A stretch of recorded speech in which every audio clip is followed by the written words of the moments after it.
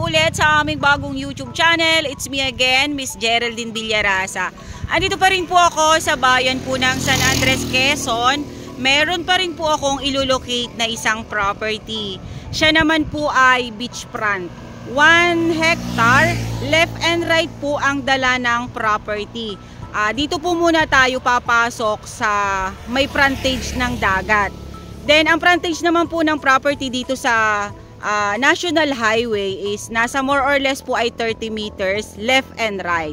Okay po, tara po at papasukin po natin yung area para po maipakita ko po sa inyo yung dagat na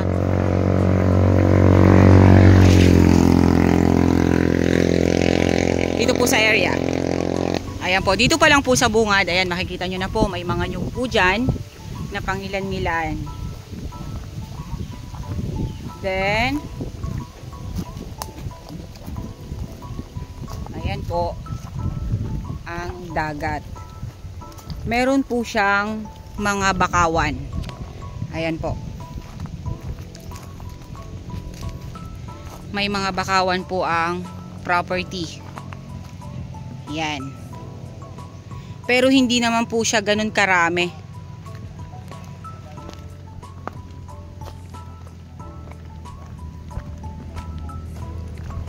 Ngayon po ay taib.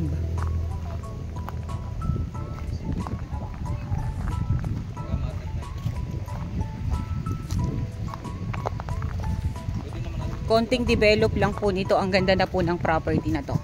Okay ma'am sir, ayan po ang dagat niya. Makikita nyo naman po napakalinis po ng dagat dito. Wala po kayong makikitang basura kagaya po dun sa mga ibang beachfront na binibenta na marumi po yung dagat niya. May mga basura siya na inaanod. Dito po ay malinis na malinis po talaga. Ayan, yun nga po, may mga bakawan. Then ayan, medyo may mabato-bato po siya.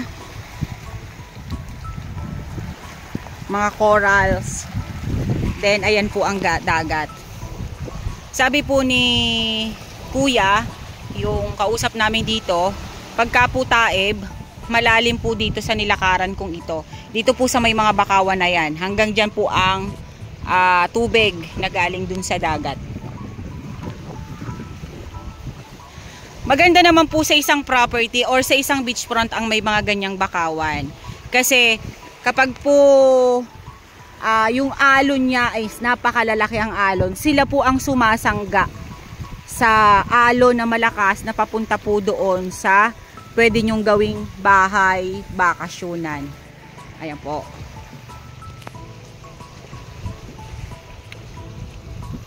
Napakalinis po talaga ng dagat niya. At pwede din po kayong maglagay dito ng yung may pumapasok po ba na isda, baklad. Pwede po kayong maglagay dito ng baklad. Ayan. Napakaganda po ng area niya. Yung meron pa po meron akong kaibigan na naglagay ng fish cage dun sa kanyang nabiling property na may harap din po ng dagat. Napakaganda po niya, napakaaliwalas po ng dagat, kalmadong kalmado ngayon. Ayan, blue po ang tubig niya at napakalinaw. Okay guys, nandito naman po ako sa kabilang side ng property. Ayan po, makikita po ninyo, may linya po dito ng kuryente.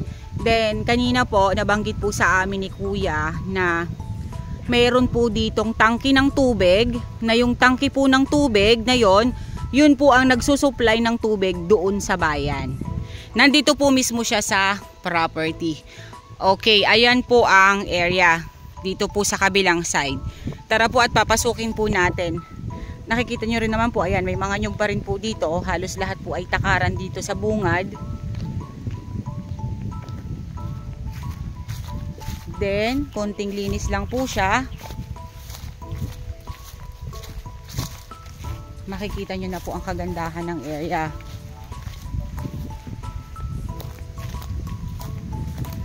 Ayan po, ito pong side na yan, ayan, may jimilina na po akong nakita ditong kahoy. Then lahat po ay nyog. Mangga siya, ma'am.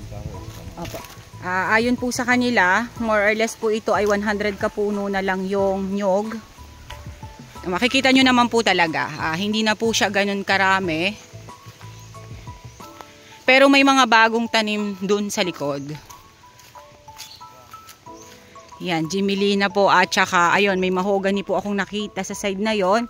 Then may isa na po akong fruit bearing sa nakita. Ayun, may mangga na po sa side na yan.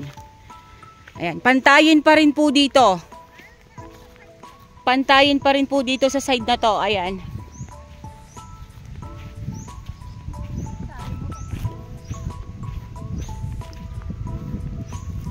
Ayan, napakaganda pa rin po dito sa likod na to. Ayan, makikita pa rin po ninyo. Ito, meron pa rin pong Jimilina. Then, ayun, mahogany. Okay guys, nandito naman po ako sa likod na nung property. Ayan, makikita pa rin po ninyo, may mga puno pa rin po dito ng nyog na pangilan-ngilan. Then, may ipapakita po ako sa inyo. Yan, hindi po siya palayan. Hindi po talaga siya palayan. Pero siya po ay nalalagyan na ng tubig pagka po umuulan. Ang sabi po sa amin, pwede po yang gawing palaisdaan. Kasi hindi nga po siya natatanggalan ng tubig. Maamo po talaga ang tubig dito sa property na to kasi tulad nga po kanina nung sinabi ko sa inyo na meron po ditong tangke ng tubig na nagsusupply sa bayan, sa mga tao sa bayan.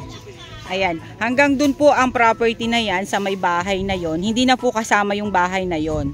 Yan po. Pagitan ng yung may nyug na yun na maliliit. Opo, yan pong pagitan po niya ng mga nyug na maliliit, kasama pa rin po yan sa property. Ayan pong naiikutan na yan ng aking camera.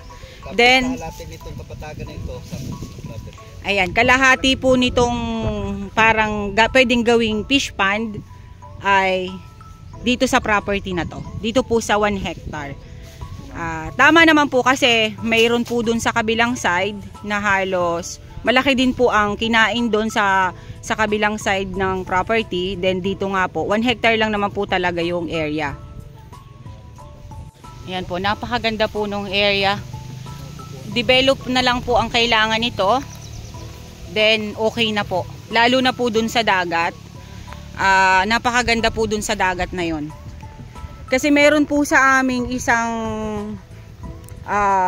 beach resort sa Buena Vista na may mga bakawan talaga po yung property niya. Ngayon, dinevelop niya po yung mga bakawan. Ginawa niya po ng mga upuan, trinim niya po siya. Then naging pasyalan po siya ngayon. Napakaganda po nung area ngayon. Yung pong dito na aking ibinebenta na to, pwede din yung pong gawin yung ganon. Ito nga pong nandito sa area na to, kakaunti po ang bakawan niya talaga eh. Ayan po, dito po sa side na to, ayan, may langka na po dito sa side na to. Isa pa rin po siyang fruit bearings. Then, ayan po, yung mahogany na ilang puno.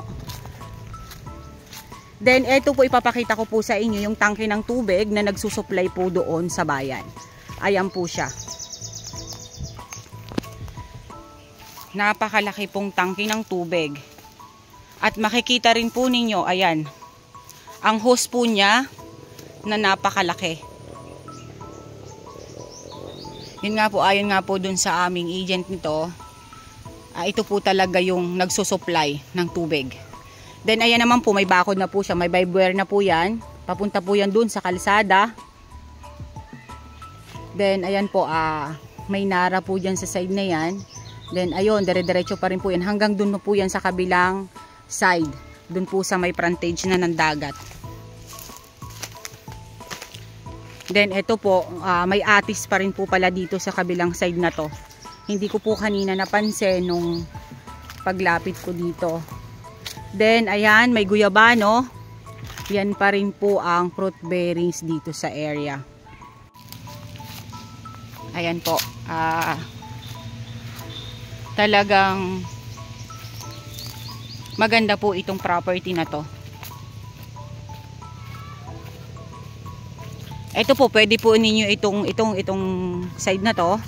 Pwede nyo po itong pataniman ng mga fruit bearings. para ma-develop po siya. Ayun pong lupa niya is mataba. Ayan po, napakaganda po ng area na to.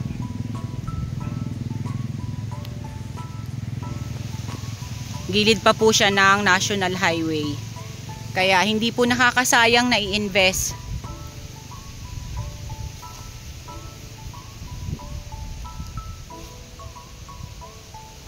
Sa lahat po ng buyers namin, eto na po, yung kung kayo po ay naghahanap ng beachfront, eto po, napakaganda po ng area na to. 1 hectare lang po siya. Dito po ito sa San Andres, Quezon. Meron pa po kayong pwedeng gawing palaisdaan dito sa likod. Ayan, hindi rin po siya naiigahan ng tubig. Then yun nga po kanina yung pinagkukuhanan ng tubig ng bayan ng San Andres ay nandito po mismo sa area. Kaya po napakaamo po ng tubig dito. Wala po tayong problema about po sa source of water. Ayan po siya.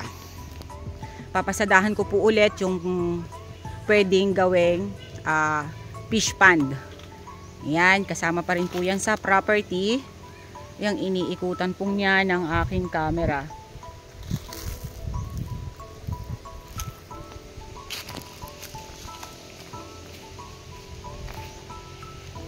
Napakaganda po nito.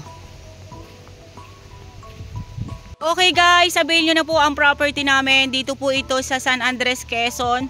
1 hectare. Gilid po siya mismo ng provincial highway. Meron po siyang frontage sa dagat. Ang nyug po niya ay more or less ay 100 kapuno.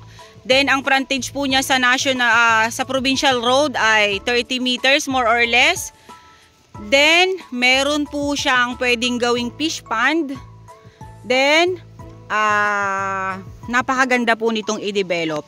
Okay po, once again ako po ulit ang inyong site locator, si Miss Geraldine Villarasa. Maglalambing po ulit ako sa inyo.